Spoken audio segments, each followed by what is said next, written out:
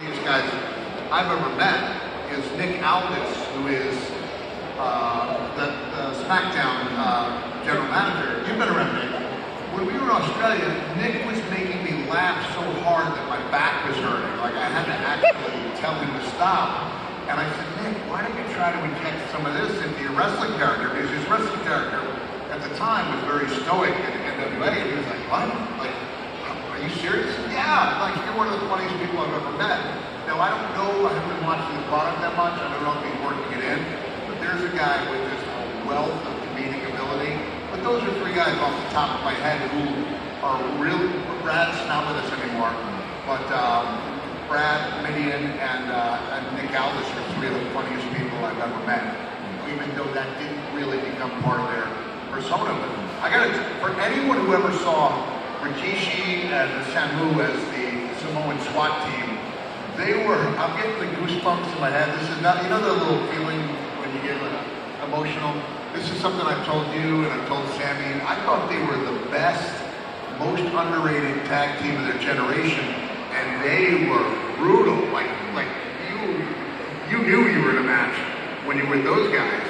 And then he was able to become such a much bigger star by bringing a little levity into the situation and with it, using a character that some people thought was a joke and would never get over. And brother, I was there. You got that stuff over, you know, like, and it's still over, right? And this is something now you don't hear me brag about too much, I don't think. But Keith mentions to me yesterday at breakfast, he goes, "Hey, you look great. Like you don't look like you've aged that much at all." And I go, "You don't look like you've aged at all." And then we compared ourselves to some of the guys who were thought to be like the heartthrobs, who did not age particularly well. And I'm thinking of one guy, I'm not picking on him, but this guy literally would only use his hotel room to put his stuff in. Because he would get to the town, he would do his working out, he would stay out all night, then he would come back to his room, grab his stuff, off to the airport, and he would go like that day after day, week after week, and you can't live like that. So I think, I don't know if you showed up at this panel thinking you'd hear us bragging about how good we look, but I think we look pretty good. We look damn good. We got this. For me, it had to be Owen Hart. Oh, and that's a good thing. But Bruce Bulldog was funny. But Owen would translate that stuff into the ring. It's in the days before the internet. We'd get 10,000 miles away from home, like in the Middle East, Kuwait, Dubai, and you would start seeing stuff you'd never seen. You'd start seeing Taker do comedy. And I was like, what's he doing? And Paul Bearer's like, we're 10,000 miles away from home. And, Owen would do the thing where Brett would have the sharpshooter on him, and Owen would pretend to smoke a cigarette. He'd be looking at his watch, the shenanigans back. Jack Lanza. Yeah, he drove Jack Lanza crazy. He would get on the official mic during a TV tape and he'd tell the music people, hit the music. Well, I know the music, hit the music. And then some guys would be out in the ring and some random music would come on. Owen was the best. He was the king of the rings. My funniest joke about Owen is we were in Toronto, Canada. We had a late show that night and we were all driving back to Toronto. We stayed at an airport, a hotel there near the airport. We all must have got in after the drive, possibly I think 1:30 in the morning. And all our flights left at 6 a.m. in the morning. And so of course you got to get to the airport a couple hours early. So we all dragged our bags in, and now keep in mind, this hotel stacks of floors, but you can see inside the courtyard and the lobby for all the floors. So as we finally get in, all of a sudden the fire alarm goes off. Oh God. So the fire alarm goes off and guys, we're just getting settled into the room, get a couple hours sleep before. Now we all have to come down from the floors, leave our bags, and we're all down in the lobby. And in the meantime, all the guys are downstairs But way up there, you can kind of see Owen Hart's head looking over, looking over the balcony, and everybody, you can see Davey Boy. Owen, damn it! You know it's you, you know. They're hiding. This is the type of guy that always made our trips fun. For me, it was always something, and when those two get together, Davey Boy and Owen Hart, forget it. It's a wrap after that. But these have to be the guys. The fondest memories for me is the funny guy of Owen Hart. The other side, great wrestler, perfect guy, but what a jokester. Yeah, he sounds like a jokester. Question, thank you. Love hearing these stories. Hello, honor to meet you both there. Absolute dream to see you up on stage here.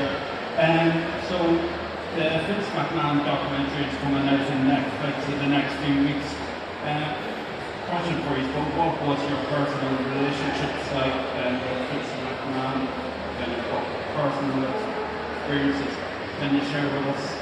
I genuinely liked him. You know, I mean, my relationship was never the same with him after I left WWE and went to TNA for 3 years.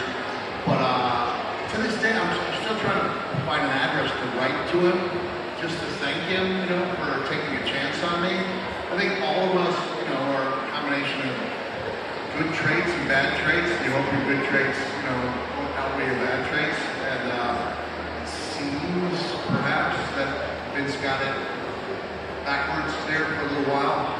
But I've been there when he's done good things. You know, I've seen him do good things. I know I wanted, when I was writing books, I wanted to essentially do something like a chicken soup for the wrestling fans' souls. About somebody's real heartwarming woman said he was like, I'm afraid that would come across as self-serving. So he was someone who did the right thing for the right reasons a lot of the time. I feel really bad that someone I care about got into something that seems pretty unsavory. I'm going to hold off judgment until I see the. But I think one thing that's fortunate is whatever he did or did not do, I don't think many of us are allowing that to mess with our memories. You know what I mean? He was instrumental in creating some of those memories. So I think I'm choosing to appreciate him until I learn more about what may have gone down. Okay? Thank you. We have a long relationship with the McMahon's family. Well over, 75 plus years with this man. Business has been open with his father well over 100 years, so we've kind of, grandfathered into the McMahons. And, me personally, I thank him for the opportunity of giving a bunch of guys from the island of Samoa, this small place, to be able to give us a platform to introduce our culture and our people to the world.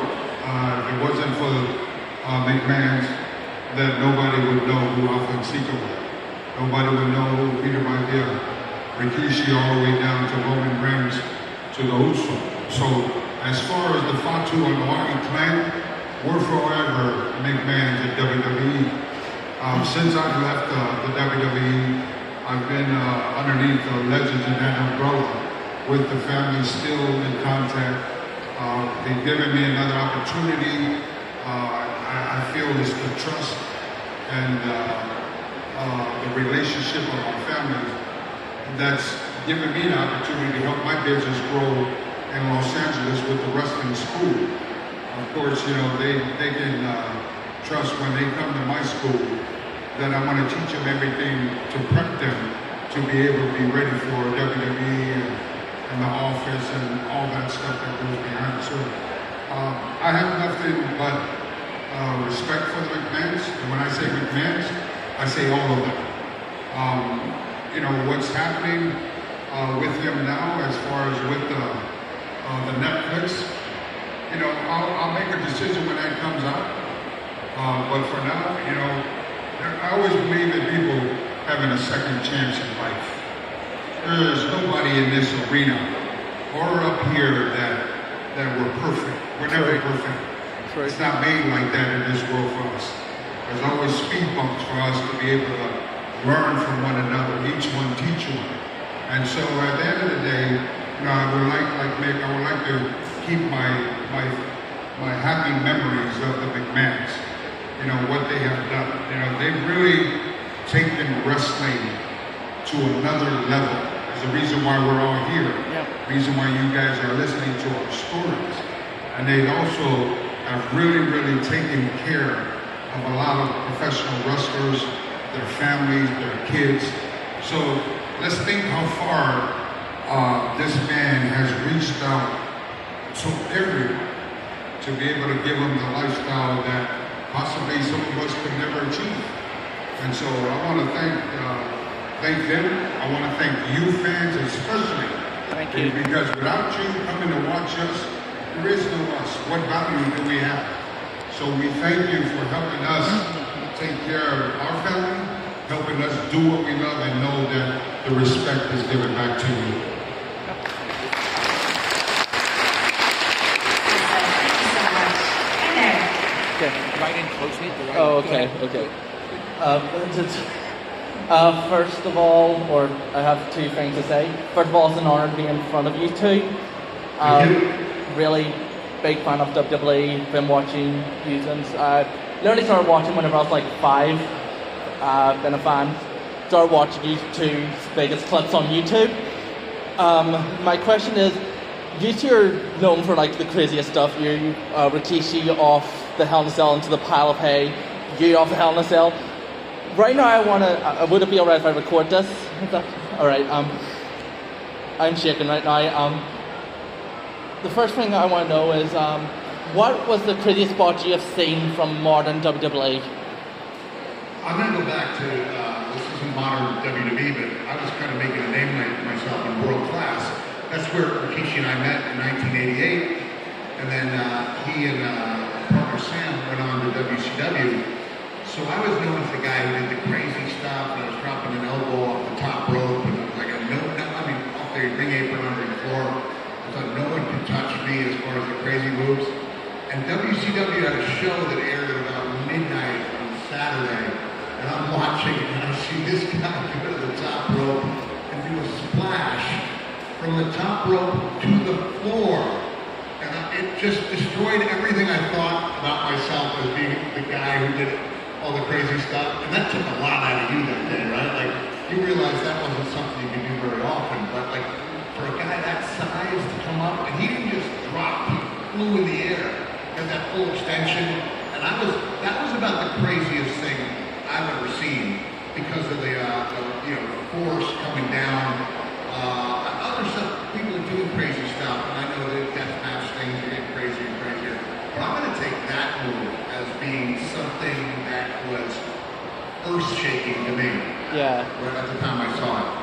Yeah. It sounds like a crazy thing that happened.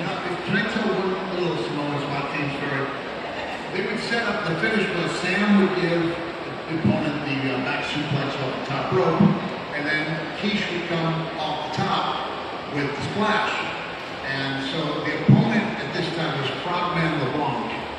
And Sammy gives him the suplex off the top rope and knocks him unconscious. Oh, God. He looks up and Keish is about to go, and Sam's going, he's out, and Keish is going like this. Just trying to push him out. He's out, and he's going. And finally, Keish just took off, and Sam had to dive out of the way, and he splashed the unconscious Frogman, because I gotta tell you, when you're like 24 years old, you're getting your finishing, you know? Yeah. Like, I remember watching The Wrestler in the movie theater with the TNA guys in like 2010, and some of them didn't like it, and they were talking about Mickey Rourke going up the top rope even though he was having a heart attack, and I said, how many guys in this business that you know of would literally rather die than not get their finishing move in? Yeah. And Bubba Ray goes, you're right. And so, in this case, he wasn't about to die, but Frogman could have. I was still green. You weren't green, you were just were dead set on having the best match you could, man. I tell you, I saw these guys every single, we worked about 4 nights a week back then. And to me, they were the best tag team in the business. All right. All right? Right. Thank you so much. 2 more things. Bang bang, yeet. Yeet. Thank you for your time. Have a nice day. You Thank too. you. Bang bang. And you can post that story if you want. That's a good Yeah,